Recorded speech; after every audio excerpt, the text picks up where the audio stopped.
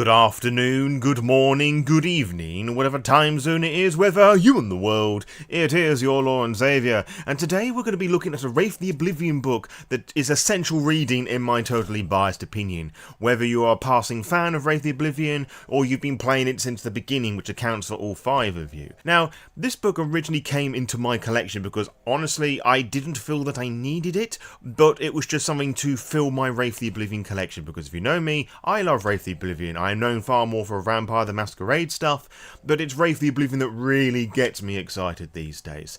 And upon reading this book, I believe it is essential reading for any edition of Wraith the Oblivion. First, second, Wraith the Great War, Wraith the Oblivion 20th Anniversary Edition, and whatever shit they put out into the future.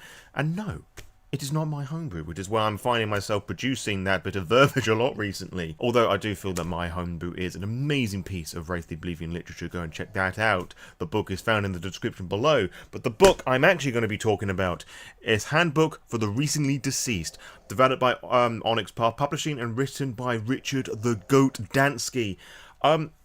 It's essentially a handbook for the recently deceased. It assumes that the players are brand new to Wraith the Oblivion, and it assumes that players are going to be playing as a Wraith who has just popped up into the Shadowlands, i.e. they're recently deceased. Wowzers. As you can see, this is a really small book. So, the price, as one would expect, matches that. There's no verbiage on the spine, which I suppose is a little flaw of the book, if you want to call it as such. It's not even 50 pages.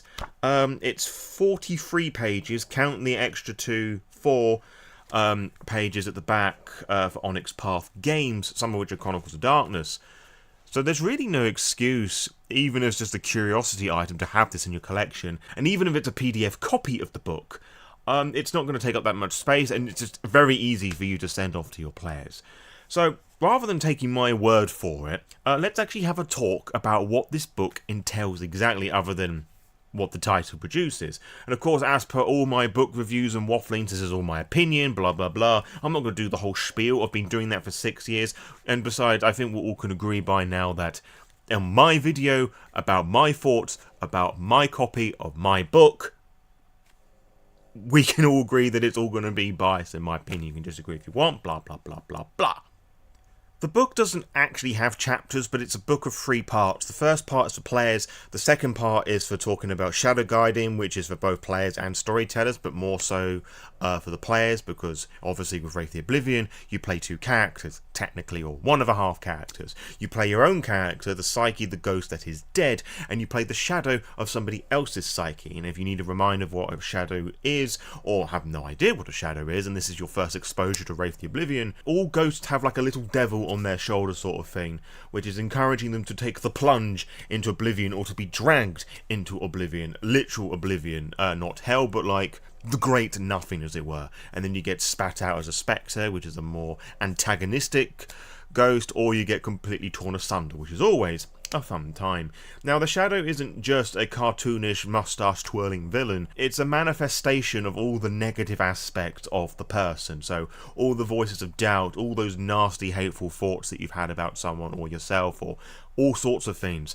The shadow is that manifest, and only you can hear the voices of your own shadow, and the shadow has its own powers and ways of trying to pull you into oblivion, to basically to give up hope, to either carry on in the Shadowlands, existing, doing whatever it is that you have purpose in the Shadowlands, or just to completely throw in the towel and just completely end it all one way or another, which is all very morbid, but I hope within that you can have the nuance to understand there's a lot more hope to be found, to find a new purpose within the Underworld, to protect loved ones, possessions and items as a Wraith, and watch over your family and love them from beyond the pale, and also participate in a load of other Shadowlands shenanigans. And that's really what the first part of the book entails. Part 1, which is technically chapter 1.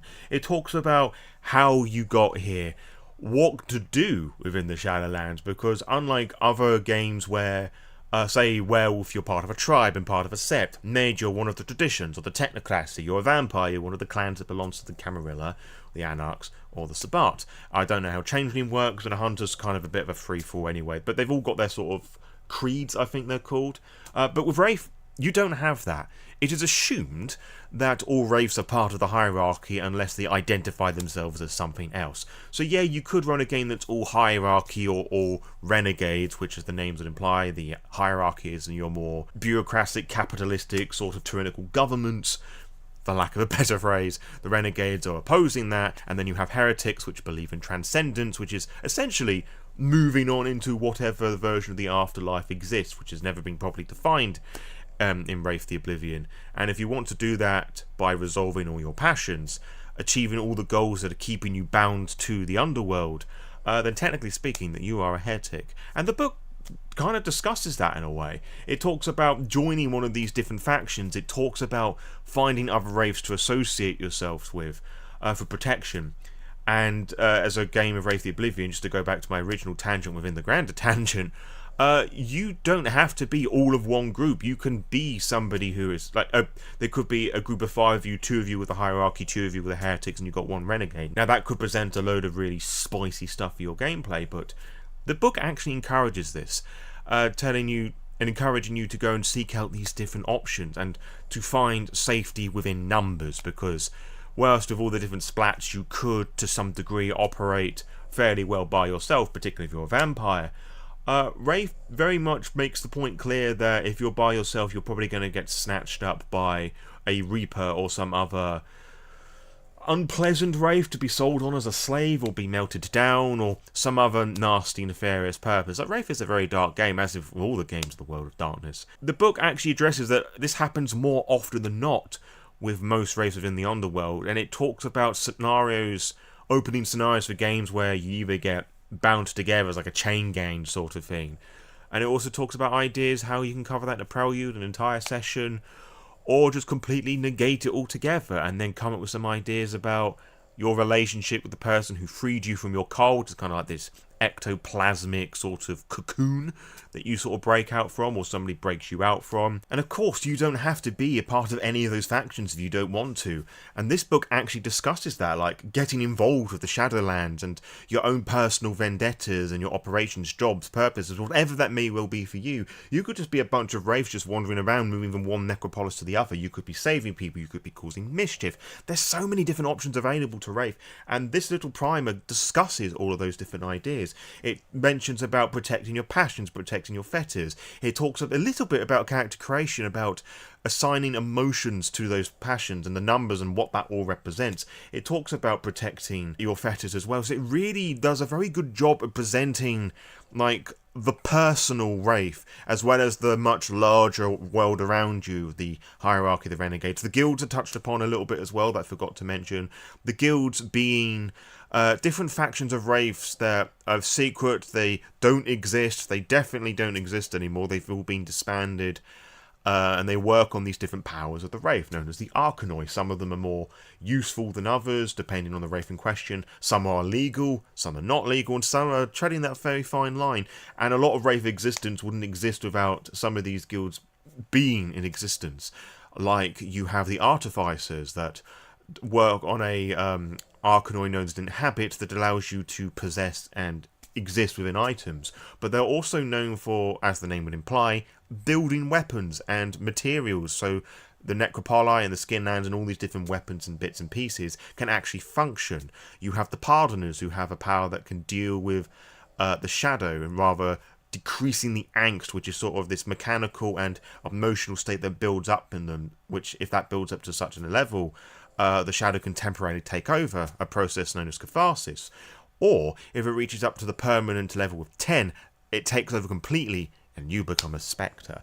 So having that power of castigate, which is the pardoners of what the thing that they develop, there would be a lot more spectres around if it wasn't for that. But some of them have a lot more spicy history associated with that. But you can check out my lore dives of the Wraith the Oblivion guilds and a playlist that's going to appear at the end of the video. So yeah, it touches a little bit about that and what one may want to consider when trying to join up with them, and it talks a little about like the geography and the metaphysics of the Underworld as well, which is pretty useful to know, and it sort of makes it clear from how it's structured that it's all done in layers, kind of like an onion. So it talks about how the Underworld works. It got the Skinlands, which is basically the meat space, as it were, where the humans and the supernatural other entities exist. You have the Shroud, dividing between the Shadowlands and the Skinlands. The Shadowlands, of course, being the Underworld, but like the very top layer, so it looks most recognisable to our own world. Like an example that a few Wraith the Oblivion books makes, I think it's 20th anniversary edition that does this, where it describes how the Shadowlands of New York, as an example, is likely to have the Twin Towers there because it's very fresh in people's memories, and that's how a lot of the buildings would come through, as well as some of the relics and materials.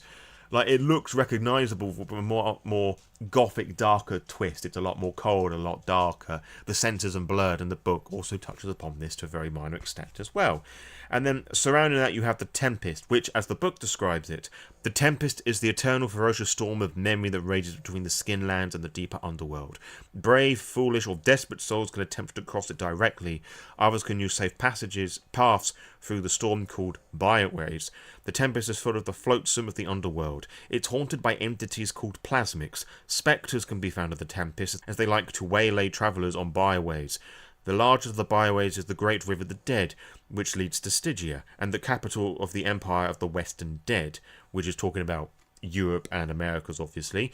Wraiths can access the Tempest through the hills, small tears in the fabric of reality. However, there's no guarantee where the net hill will lead to or what's waiting on the other side. And a lot of the book's writing is presented in this really simple yet very evocative style, which is very important to have Richard Dansky as its author here, because he's sort of like, to make a crude comparison, it's like the Justin Achilles of the Wraith world. You know, because Justin Achilles is obviously associated with Vampire a lot more. Phil Brutas, I forget his name, for Mage, etc. and so forth. Like, Richard Dansky is the Wraith guy. So it's very short, it's very brief, and yet it's very evocative. And the art style is all done by Michael Gaydos throughout, so I'll just show you this example. I will mention that this print of the book is a drive-through RPG copy with a standard colouring print. I don't think you can get, like, its premium print.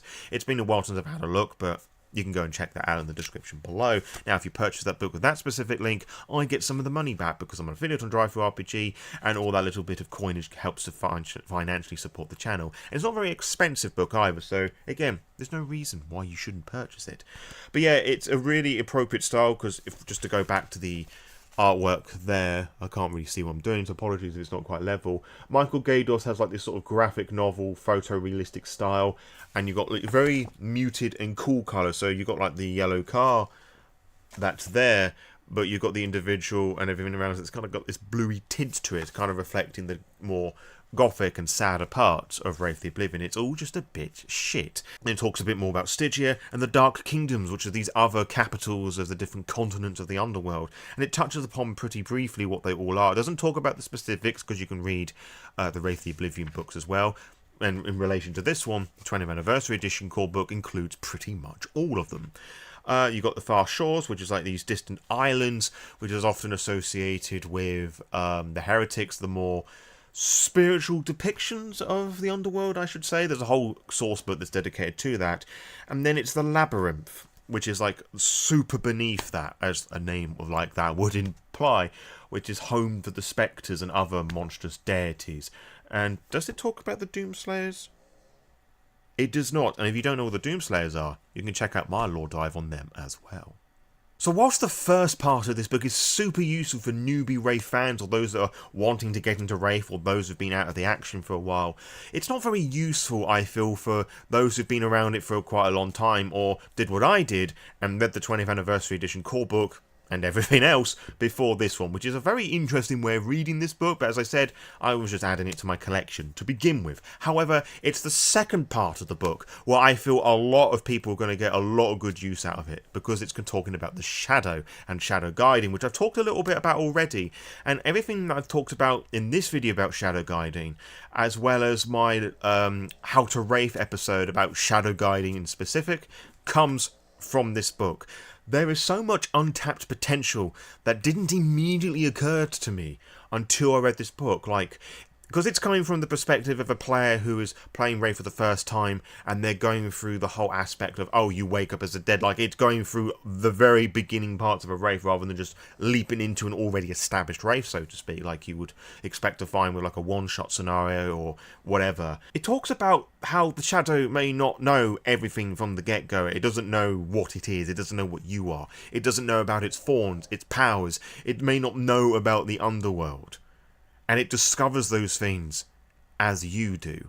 Whereas you maybe have played in a session where, if we use vampire as an example, where you've used a discipline for the first time and you sort of word it in such a way like a spur of the moment sort of thing, or you're doing something and the ST will describe a moment. Like, for example, I was in a vampire game once and our ST, it was my partner, had us all embrace as part of this weird initiation sort of process thing of a weird speed dating scenario, and my character was absolutely horrified that they awoke as a Nosferatu and they sort of hid in a corner, and I described it like thinking about wanting to hide away, not to be seen or perceived, so to speak. And that's how I used obfuscate here. Another player was a Chimere, and they were very fascinated about the look of my character. And my partner, the ST, sort of honed in on wanting to pay attention. Didn't have them make the Auspex roll, but just sort of had it bubble through the description of things. Like, I was still going through the transformation, seeing like the skin like bubble and pop through, which is a really fucking gross thing. Very appropriate for a Nosferatu, but kind of things like that. But to put that back into Wraith terms, it's all fun and games of you learning about your powers as a Wraith and your Arcanoi, which I had a few times in some recent Wraith games that I ran. But having that with a Shadow is a really terrifying idea. And then learning, and then having all that ideas presented with the dark passions, because there are things about yourself that you may think about doing but would never mention to some people. Now, I once had this dream, right, where I thought about killing my bully at school with cyanide. And I just had this in the stream, it was a very over-the-top, like 1970s, 80s, sort of like the flesh sort of bubbling away and the eyes sort of melting and whatever, which I know cyanide wouldn't do that, but I got a bit of a kick out of that dream. Now, of course, I never did that, and I've never wanted to try and properly kill anyone, but you may have these nastier thoughts inside you, and don't say that you don't, because we all have one hiding away somewhere, but the Shadow will represent those elements of you as well. So if you have a passion of wanting to protect your family because you love them very dear, protect your spouse or children or whatever, there may be a time where you just get really fucking frustrated with all of them, or your parents, like, you just want your kids to shut the fuck up because they're just so fucking loud. Like, you come from work, you just want to unwind a little bit, and they've got this fucking sugar high just running around you, or they keep you up late at night. The Shadow would fucking manifest those elements like it's a true part of yourself, or it's a part that you really wish didn't exist, and that's what the Shadow is. And the book talks about this as well, and I think it's really useful to have. And it talks about the harrowing, because when you achieve a passion or one is about to fail, or you lose a Fetter, or you ignore them, or ignore a Fetter, or you lose all of your willpower, or you lose all your health, there's a lot of circumstances in which a harrowing can happen. And Wraith the Oblivion 20th Anniversary Edition divvies them up in different types, and I think there was a source book for old editions of Wraith that does this as well. You enter a harrowing, which is where the Shadow then drags you down to the labyrinth. Spectres act as the sort of, well, it acts as the caster of theatre play of your darkest dreams. So if we use the family example that was going on earlier on, like protecting my family, the Shadow may put on a harrowing show, for lack of a better phrase, where it talks about an area of your life where you failed to protect your family, or it may set up a scenario where you have to protect your family to show that you still care about it. And more often than not, it shouldn't be done with dice rolls all too much, or rather solving it, the puzzle, the lesson, shouldn't be determined by a dice roll, although to show that you have properly succeeded, there is a dice roll associated with that, which is a weird disconnect, I feel. But anyway, the chapter, part, thing, whatever, talks about what the do's and don'ts without a harrowing, and I actually think is a lot clearer in this book than it is in the fucking core book, which is really sad and weird given how fucking big the 20th Anniversary Edition core book is, and how short this one is. Like, in just a few paragraphs and stanzas, or whatever you want to call it, I have a pretty good idea of what to do with running harrowings, which I haven't had a lot of experience with Wraith the Oblivion, admittedly. But I have a bit more firmer idea of what to do and what not to do. Now granted, a lot of that just seemed common sense to me, but it's so nice to have one's thoughts and opinions affirmed, as it were. On the topic of seizing control, there's also a little bit talking about catharsis and a load of ideas that the Shadow Guy can do whilst entering catharsis to really screw with the player character, like hiding vital items, straining relationships, and also the really fun idea of not doing anything, just to leave them in doubt. Like, if I just read out that bit of the book that does that, it literally says absolutely nothing. There's no way the psychic will believe that the Shadow didn't do something terrible when in charge, and he will gnaw out its own metaphorical liver trying to find out what it is. What better enjoyment for the Shadow than to see the psychic actually chase his own tail, looking for evidence of non-existent sabotage? Because something that I didn't mention is that when the Wraith enters catharsis, unless they've got dots in a background known as Eidolon, they do not remember anything that the Shadow has done. So that just opens a lot of possibilities there. And it's really awesome that Richard included doing nothing in here, because there's always that temptation just to do the complete inverse of what the characters want to do. Oh, I'm protecting my family. I'm protecting my circle, which is the group name given to a group of wraiths. And as a Shadow Guide, it may be tempting just to do the inverse, or just to completely screw over their plans by being a dickhead to the point where borderline slapstick. But doing nothing, or doing what the Wraith did, but just doing a better or maybe a worse job at it, just through, the nature of dice rolls and whatnot, is a really interesting thing, because it just creates a load of doubt, not just from the point of, oh, the Shadow must have done something wrong, but also, why has the Shadow helped me out? It's supposed to be my enemy, and it just creates this very interesting back and forth gaslighting abusive relationship.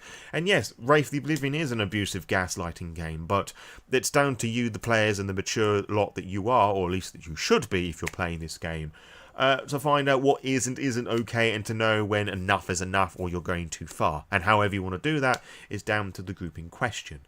And it also talks a little about employing shadow dice, because what the Shadow Guide can do to generate angst and also to help the psyche as well is to add additional D10 to a roll, and for every success that the Shadow Guide gets, adds temporary dots to their angst tracker, and it's with those that allows them to enter catharsis, not the permanent rating, at least not from what I can remember. No, it's definitely the temporary one. And it also presents some advice for the storyteller to maybe limit how much they can do to begin with as they're trying to find their way through the shadow world and understand how the shadow actually works, which I think is a great idea, because again, there's always the temptation just to throw everything to metagame things, just to make things go in your favour all the time, which I saw once in an actual play. It's quite an old one actually, by a trio of Australian lads playing a game of Wraith the Great War, where by the end of this 3-part chronicle, the Shadow Guide was just adding 5 dice all the time, and it just felt a bit shit, really.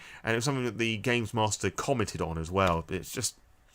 So yeah, there's lots of different ways you can do that, and as I mentioned already, the Shadow Player's Guide is a very useful tool of trying to work out how much to or not to give. But as a little primer, as something to at least think about before opening up the doors to much larger and more useful sources, or rather more specific sources, you can't go wrong with that. And I think there's a lot of information in that second part that warrants you getting this book within of itself. The third and final part of the book is the storytelling part, which is a combination of the parts before it. Mainly the first part, as most of the storytelling and advice for the Shadow is in the Shadow Guiding part of the book, which makes sense, but you then think about, well, why wasn't the storytelling included in the first part? It was just these 2 big parts. Who knows? But that's just worth pointing out all the same. I think the storytelling part of the book is a good one just because it starts off by acknowledging that Wraith is a very complex game to play, which it is. I've heard so many times of people saying it is unplayable, it's a broken, unbalanced masterpiece, which really frustrates me because it's not the truth. I've run many a Wraith game, and yeah, it has its moments of jank, sure, but that's coming more from player stupidity rather than the system itself. But there is a level of difficulty found within Wraith that you don't find in a lot of other games, and a lot of World of Darkness games as well, because with most games, the players will just have to think about their one character, and sometimes they may have to think about what somebody else is doing in relation to what they are doing.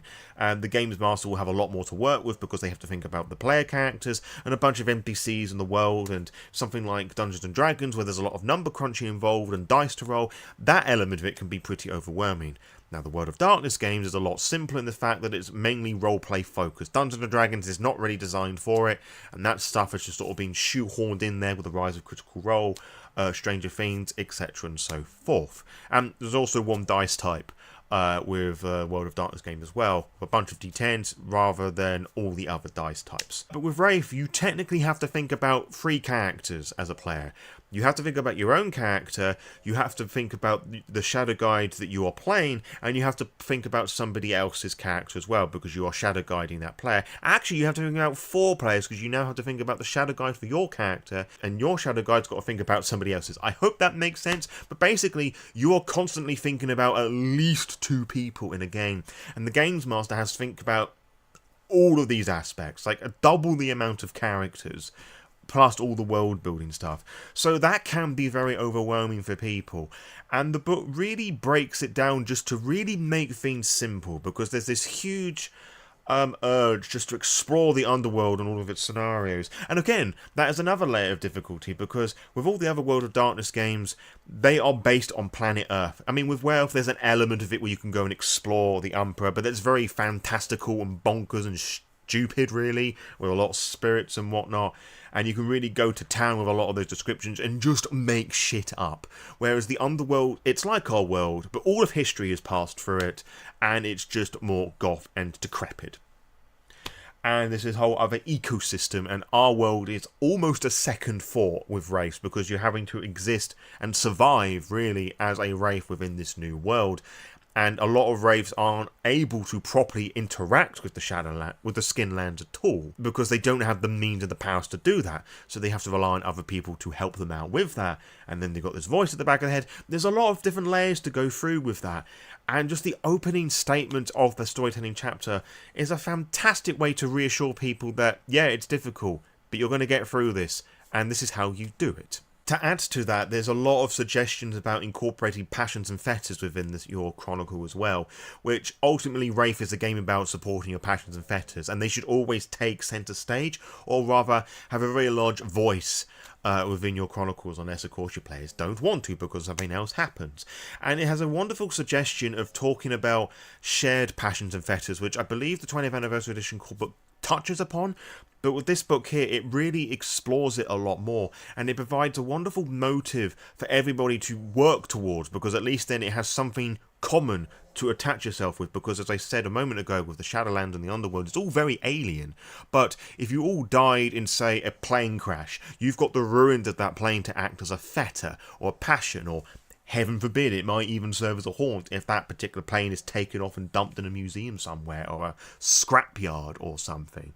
But then again, if it's destroyed in a scrapyard, you now got to try and work out to stop that from happening, which was already a plot seed idea and several ideas as well. And it also touches upon ideas to break that mould as well, touching upon how different emotions with the same passion can have a very different spin on this. And I talked about this in my How to Wraith episode, talking about passions, fetters and haunts, and I banded them all together because they all kind of feed into each other as well. And of course, such an idea, if we just go back a little bit, it introduces about how you deal with that with the dictum mortem, which is the codes of the dead, which basically Wraiths are not allowed to interact with the Skinlands. But you don't want to lose that important element of your character, so to speak. So how do you go about doing that? How do you deal with transcendence? How do you deal with Oblivion? And the book touches upon these ideas very briefly, admittedly, because again, it's a short book, and it's really wanting to focus about keeping it simple, keeping it grounded within the Skinlands, and keeping it personal, because Wraiths are creatures of pure, untapped, and tense emotions. Like, if you think of the word passion and what that actually means, is like it's an emotion that you just can't shake off, that you're just striving for, you are determined to pursue. That's why they are a Wraith, because they're these unfinished businesses that they have to complete in order to properly transcend. And of course, a Wraith may not give a shit about that. They may just wish to stay in the Underworld. Like, for an example, if you've killed yourself because you fucking hate life around you and you don't see the purpose of living, sure, you may have these unfinished projects because you have these things incomplete. but you may not want to deal with them and be reminded of your failures all the time. You may find a new happiness or new purpose within the Underworld and then develop passions that reflect that as well. Now, I'm getting a bit advanced here, but the book really does push towards this idea of keeping it simple, keeping it grounded, and it presents little plot hooks to deal with the renegades, the hierarchies, and the heretics, which I think is a really cool thing because it just adds more ideas to what's presented in the 20th Anniversary Edition core book. But also, if you, by chance, you get this book before the core book and you're just already thinking about some ideas, you have a great leaping off point with that as well. I suppose the only thing I could present as a flaw, but I understand why this isn't the case at all for a whole host of reasons, is that the handbook to the recently deceased doesn't really touch upon spectres and interacting with them. Like, there's a mention about one of the people that may bring you out of your coal or you interact with as a doppelganger, but there isn't really that much experience about playing as them or interacting with spectres beyond that one idea. But again, it's a handbook for the recently deceased. It's a very advanced thing, but it would be nice, you know, just a little touch upon it a bit more. It would be nice to have a bit more of a touching upon the guilds as well, because I feel that a lot of people are going to come into this thinking that, oh, you are a member of a guild during character creation because they're associated with the different powers. No, it's not, but it would be nice just to have that affirmed a bit more here. Although I think it's affirmed pretty well, I still think there's going to be a lot of confusion over that, which sort of leads on to a bit of a flaw with the book as a whole, to be honest, because given how small that it is and because it's part of Wraith, I don't think a lot of people are going to be picking this up. They're just going to go straight to the core book, and because it's not identified clearly as the Wraith 20th Player's Guide or Companion Guide, it's not as immediately obvious. It requires a bit more thought processing, which might have been why I didn't pick up straight away, because I didn't think that I needed it, because I read the core books, I've ran a load of games, I've played in a couple. I don't need to learn much more because I have gone beyond the recently deceased category as such. Which just goes to show that you can learn a lot from the basics, really. As I've talked about already, mainly with the shadow guiding chapter, some bits of the storytelling as well. Like, there's a lot of really cool ideas in this book, and I think it's kind of a shame that I feel this has gone under the radar a little bit. Then again, I think it's kind of a shame the entire Wraith the Oblivion line has gone under the radar as well because of this idea that you're playing as ghosts and you're dead and it's also dark and tragic. Well, I've seen a lot of darker concepts of Vampire the Masquerade characters. You are playing the living fucking dead, but I've made that point so many times before. So, if you want to go and play Wraith the Oblivion, get this book, whether it's first, second, Wraith the Great War, or 20th Anniversary Edition. This is an absolutely gorgeous book. Lovely stuff, and I think you can have lots of fun with this in your games of Wraith the Oblivion, regardless of edition, whether you're a player or an ST. There's lots of really cool things that you can learn from this book, and as I said before, and as you can see, it's a tiny little thing, so whether you have it as a physical tome or you buy a PDF and you just send it to your players and just tell them to read this, do that. Like, it's a wonderful resource to have for a beginning table and also a more intermediate group as well, or somebody who's truly goated as your Lord and Saviour, and I cannot say that with a straight face. So what would I rate this book? Well, if you're new to the Law by Night brand and the reviews I occasionally do, I do not do out of 10 scores because they are subjectively pointless. One person's 10 out of 10 is another's 3 out of 5 stars, which is another's minus 42 out of 100, so I shall rate this book, in practical terms, out of 10, as that is just as helpful as a proper out of 10 score. What would you rate this book? Have you used this book? Do you like this book? Don't you like this book? Will you be getting this book? Let me know in the comments below about all things regarding Wraith the Oblivion and this book in the comments below. And whilst you're down there, you can purchase a whole host of other Wraith the Oblivion books in the description below. Now, if you purchase them with those links, I get some of the money back because I'm an affiliate on Drive Through RPG, and I get some of the coinage back to provide cool, dank reviews like this and a much larger, wider range of content as well, which is a wonderful thing, really. You get books and content for free. Wowzers! And I get cool books and content to give to you as well, which is absolutely based shit. Now, you can also purchase a whole host of homebrew that I've created as well, including the Hopeful Damned, which allows you to play Wraith the Oblivion by yourself, and it has a bunch of one-shot adventures, so you can take the ideas I've talked about in this book, and Wraith the Oblivion as a whole, and run them for your group right now, because It's available for free. You can also play Wraith the Oblivion by yourself, which I mentioned already, with a bunch of cool, awesome solo mechanic rules, which you have probably seen on Season 2 of the Playing With Thyself podcast, where this sad British goth boy plays Wraith the Oblivion and other tabletop role-playing games by himself. So, let me know about all things Wraith the Oblivion in the comments below. If you like this video, give it a thumbs up, so you can actually see the fucking thumbs up there.